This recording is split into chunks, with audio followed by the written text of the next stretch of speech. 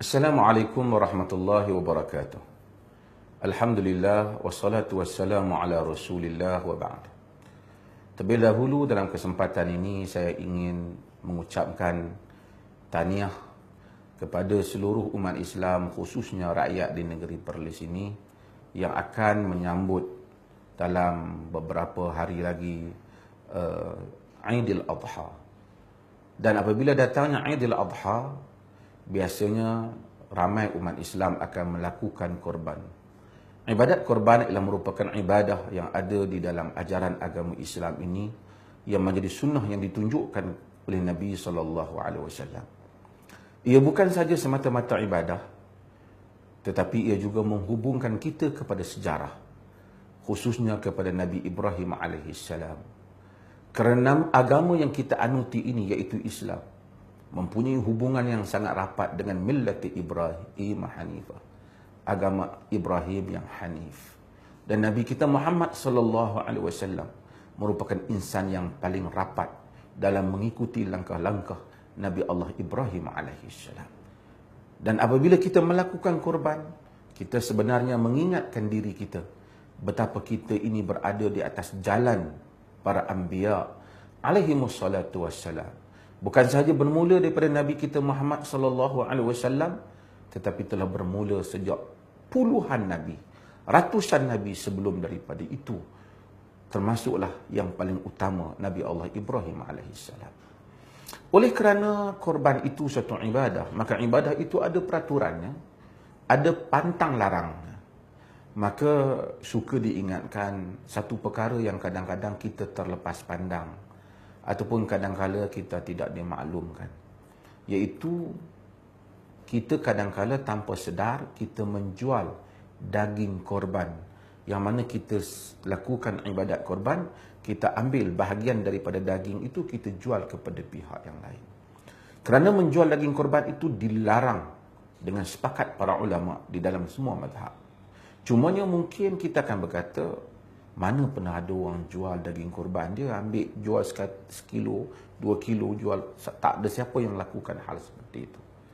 Secara literal, mengambil daging korban, dijual, mengambil duit, mungkin tak dilakukan oleh sesiapa.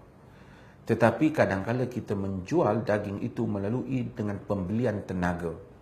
Kerana jual beli itu boleh saja berlaku dengan kita membayar duit, ataupun juga mungkin kita membayar barang ataupun membayar sesuatu di atas sesuatu barangan ataupun sesuatu perkhidmatan. Orang tolong angkat barang untuk kita, ataupun orang tolong buat rumah untuk kita. Kita tak ada bayar duit pada kita, kita bagi padi kepada dia umpamanya. Kita bagi kereta kepada dia. Itu juga termasuk dalam jual beli, kerana kita membeli tenaga, kita membayar dengan sesuatu. Biasanya yang berlaku bagaimana?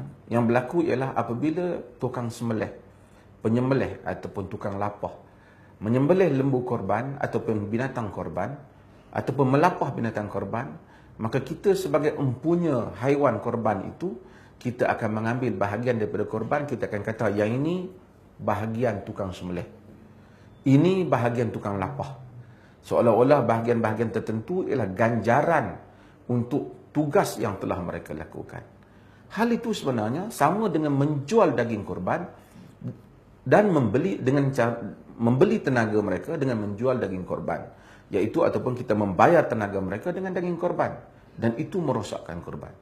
Sebab itu di dalam hadis yang diriwayatkan oleh Al-Imam Al-Bukhari dan Muslim, Nabi SAW amara aliyan, Nabi telah memerintahkan Ali, amarahu an yaquma ala budnih, Nabi memerintahkan Ali untuk menguruskan sembelihan haji.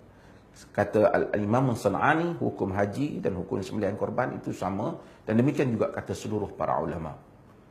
Apa yang Nabi perintahkan? Wa an yaqsima budnahu kullaha. Sembelihan itu Nabi suruh bahagikan semuanya. Luhumaha wa juludaha wa jilalaha. Semua daging dia, kulit dia, dan apa saja yang ada atas binatang tu Nabi suruh bahagikan. Kemudian wa alla yu'tiya fi jazaratiha syai'a, jangan diberi pada urusan sembelihan itu, urusan lapah kah, sikit pun jangan diberi. Maksudnya tak boleh ambil daripada daging beri kat tukang lapah ataupun tukang sembelih. Yang ini tak dibenarkan. Di dalam hadis yang diriwayatkan oleh Imam Muslim dalam Sahih Muslim, kata Ali, nahnu nu'tihi min indina. Jadi kami bagi upah kepada tukang korban, tukang sembelih itu dari duit dari sisi kami sendiri, bukan ambil daripada bahagian korban. Maka sebab itu kita lihat para ulama dalam semua aliran mazhab, khususnya dalam mazhab Syafi'i, sangat tegas dalam hal ini. Ini disebut oleh Al-Imam An-Nawawi rahimahullah ketika beliau membahaskan, kerana hadis ini dalam Muslim. Imam Nawawi telah mensyarahkan Sahih Muslim. Ketika mensyarahkan Sahih Muslim, Imam Nawawi menyebut bahawasanya Hasan al-Basri kata boleh bagi kepada tukang korban ini, tukang sembelih ini, bahagian daripada daging korban itu. Kata Imam Nawawi, pendapat Hasan al-Basri ini telah membelakangkan sunnah. Walaupun Hasan al-Basri adalah seorang saleh, tak dinafikan, tak mungkin dia ada keuzurannya, mungkin hadis ini tidak sampai kepadanya ataupun dia mempunyai keuzuran yang tertentu. Tapi Imam Nawawi dengan jelas tegas menyatakan pendapat ini tak tepat. Kerana apa? Kerana ada hadis yang mana Nabi larang hal ini.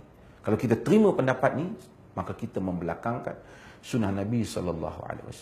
Dan An-Nawawi menjelaskan tak boleh bagi kepada tukang sembelih ataupun tukang korban bahagian daripada daging korban sebagai upah mereka.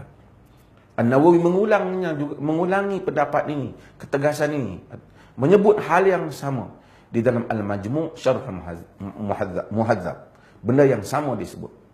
Dalam Kifayatul Akhyar disebut hal yang sama dalam mazhab Syafi'i, dan juga mazhab-mazhab yang lain menyebut hal yang sama. Jangan diberi kepada tukang sembelih atau tukang korban bahagian daripada daging korban sebagai upah kepada kerjanya. Jadi kita mungkin akan tanya, habis itu kerja dia macam mana? Dia buat kerja teruk-teruk sembelih lapah, takkan nak buat saja.